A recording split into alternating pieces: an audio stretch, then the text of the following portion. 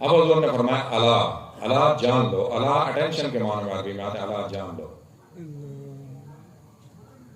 فاعبدوا ربکم، اپنے رب کی عبادت کرو، اللہ واحد کی عبادت کرو، لا شریک کی، اور کسی کی عبادت نہیں کرنی، نہ اللہ کے ساتھ شان میں، نہ ذات میں، نہ صفات میں کوئی شریک نہیں ہے۔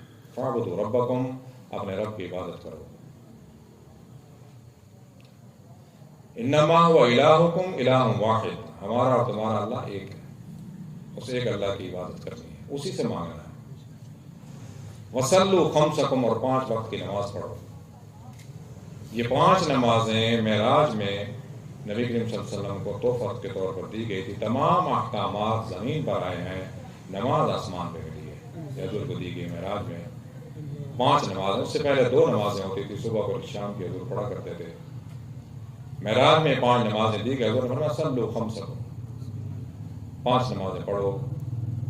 اب نماز کو قائم کرنے کا حکم ہے، واقعی الصلاۃ، نماز کو قائم کرو۔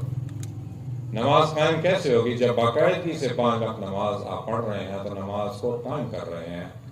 ایک پڑھ لی فجر کی، کبھی عصر کی، کبھی جمعے کی، تو آپ نماز پڑھ رہے ہیں، نماز کو قائم نہیں کر رہے۔ اور نماز ایسی چیز ہے جو نابالغ پر بھی فرض ہے۔ روزہ بالغ پر فرض ہے، زکوٰۃ بالغ پر فرض ہے، حج بالغ پر فرض ہے۔ نماز واحد ہے جو نابالغ پر 10 برس کا بچہ ہو جائے اس پر نماز فرض ہے۔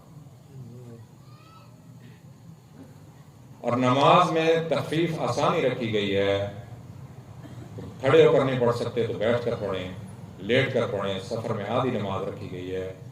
نماز معاف نہیں ہے، یہ نہیں ہے کہ ایک شخص جب روزہ رکھ رہا ہے تو نماز نہ پڑھے کیونکہ روزے رکھ رہا ہے۔ اگر کوئی زکوٰۃ دیتا ہے، زکوٰۃ دے رہا ہے تو اس کے اوپر نماز معاف ہے کیونکہ وہ زکوٰۃ دے رہا ہے۔ اگر حج کر رہے ہو تو نماز نہ پڑھو، ہر عبادت کے ساتھ حج شامل ہے۔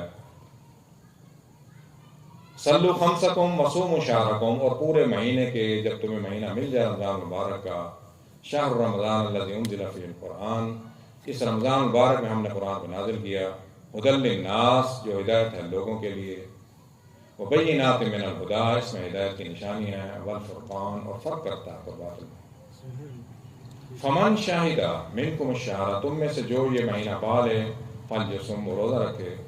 اب روزے میں تخفیف ہے، من کان منکم مریضا، اگر مریض ہے، او علی سفر، سفر میں، فعدۃ من ایام اخر، تو پھر بعد میں روزے رکھ سکتا ہے۔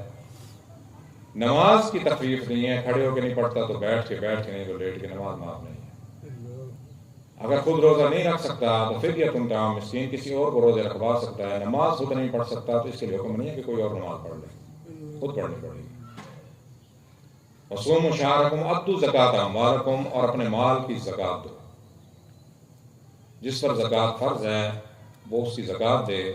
طیبۃ بانفسکم، زکوٰۃ مال کو پاک کرتی ہے۔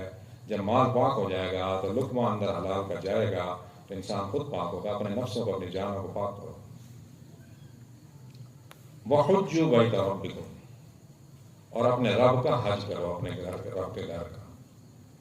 ان اول بیت وضع للناس، لوگوں کے لیے سب سے پہلا گھر یہی ہے، ببکۃ مبارکا، مکہ میں، وہدی للعالمین، تمام جہانوں کے لیے ہدایت ہے، فیہ آیات بینات، اس میں نشانی ہے مقام ابراہیم، ابراہیم علیہ السلام کی کھڑے ہونے کی جگہ، جس پر کھڑے ہو کر انہوں نے کعبہ تعمیر فرمایا۔ ومن دخلہ کان آمنا، جو اس میں داخل ہو گیا وہ امن میں آ گیا۔ حد حرم کے اندر اپنے دشمن پر بھی ہاتھ نہیں اٹھا سکتے کہ امن والا شہر، امن میں آ گیا۔ وَلِلَّهِ عَلَى النَّاسِ، ہم نے لوگوں پر اپنے گھر کا حج کیا ہے۔ من استطاع الیہ سبیلا، جو استطاعت رکھتا ہے، جس کے پاس مال ہے، جس پر زکوٰۃ فرض ہے، اس کے لیے حج ہے، جس پر مال نہیں ہے اس کے لیے حج نہیں ہے۔ جو استطاعت رکھتا ہے اس کے لیے حج ہے، وہ حج کرے۔ آخری جو حکم ہے نبی کریم صلی اللہ علیہ وسلم نے فرمایا وہ حج کا حکم ہے، حجوا بیت ربکم۔